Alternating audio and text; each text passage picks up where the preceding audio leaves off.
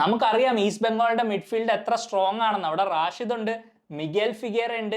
ഈ ലീഗിൽ ടൈമും സ്പേസും നൽകുകയാണെങ്കിൽ അത്രയും ഡിസ്ട്രക്റ്റീവ് ആയിട്ടുള്ളൊരു മിഡ്ഫീൽഡ് പ്ലെയർ വേറെ ഇല്ലെന്ന് തന്നെയാണ് എൻ്റെ അഭിപ്രായം. അതുകൊണ്ട് തന്നെ മിഗേൽ ഫിഗേറയ്ക്ക് അവിടെ ആ ഒരു സ്പേസും സമയവും കൊടുക്കാതിരിക്കാൻ നമ്മൾ തീർച്ചയായിട്ടും മറ്റേസിനെ മിഡ്ഫീൽഡിൽ കളിപ്പിക്കണം. ഞാൻ പറയുന്നില്ല ഈ ഒരു തീരുമാനം കൊണ്ട് നമ്മൾ ഈ മത്സരം ജയിക്കുമെന്നോ നമുക്കൊരു ഡ്രോ പിടിക്കാനാവുമെന്നൊന്നും ഞാൻ അവകാശപ്പെടാൻ ആഗ്രഹിക്കുന്നില്ല. കഴിഞ്ഞ മത്സരത്തിലാണെങ്കിലും ഒരുപാട് മൊമെന്റ്സിലൊക്കെ മറ്റിയസ് അത്യാവശ്യം നല്ലോണം ആ ഒരു DM റോളിൽ കളിച്ചു എന്ന് തന്നെയാണ് എൻ്റെ അഭിപ്രായം.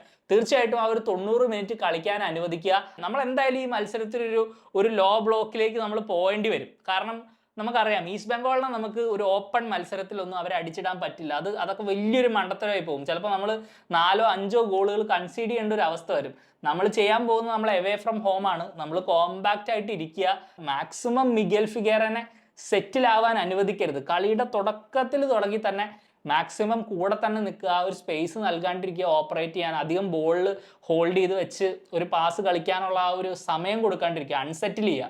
അത് തന്നെയാണ് നമുക്കൊരു പ്രതീക്ഷയുള്ളൂ. ബിക്കോസ് മിഗേൽ ഫിഗറ ആ ഒരു മൂഡിലായി കഴിഞ്ഞാൽ പിന്നെ ഒരിക്കലും നമ്മുടെ ഒരു ഡിഫൻസിന് അതിനോട് കോപ്പ് ചെയ്യാൻ പറ്റുമെന്ന് എനിക്ക് തോന്നുന്നില്ല. കഴിഞ്ഞ മത്സരത്തിൽ ഗോവ ആ ഒരു ഫ്രസ്ട്രേറ്റ് ചെയ്തപ്പോൾ ആ മത്സരത്തിന്റെ വീഡിയോയിൽ ഞാൻ പറഞ്ഞിട്ടുണ്ട്, നിങ്ങൾക്കറിയാം മിഗേൽ ഫിഗറയിൽ നിന്ന് നമ്മൾ ഒട്ടും പ്രതീക്ഷിക്കാത്തൊരു പെർഫോമൻസ് ആണ് അന്ന് വന്നത്. കാരണം ആ ഒരു പെർഫോമൻസിന്റെ ലെവൽ പോയി.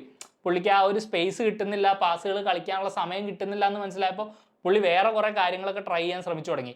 കുറേ ഒറ്റയ്ക്ക് കളിക്കൽ, അതുപോലെ തന്നെ ദൂരത്തുനിന്ന് ഷോട്ടുകൾ അടിക്കൽ, അതൊന്നും സക്സസ്ഫുൾ ആയില്ല. അപ്പം അങ്ങനെയാണ് നമ്മൾ ഒരിക്കലും ആ ഒരു സെറ്റിൽ ചെയ്യാനുള്ള ടൈം കൊടുക്കാതിരിക്കുക. മാക്സിമം അനോയ് ചെയ്യുക പ്ലെയറിനെ. ആ പ്ലെയറിന് ഒരു പെർഫെക്റ്റ് കണ്ടീഷൻ ഉണ്ടല്ലോ, പിച്ചിൽ നല്ല സ്പേസ് കിട്ടിക്കഴിഞ്ഞാൽ, ടൈമൊക്കെ കിട്ടിക്കഴിഞ്ഞാൽ പുള്ളിക്ക് ഒരു പെർഫെക്റ്റ് കണ്ടീഷനാണ് പുള്ളിയുടെ ഗെയിം കളിക്കാനുള്ളത്. ആ കണ്ടീഷൻ നമ്മൾ ഉണ്ടാക്കാതിരിക്കുക.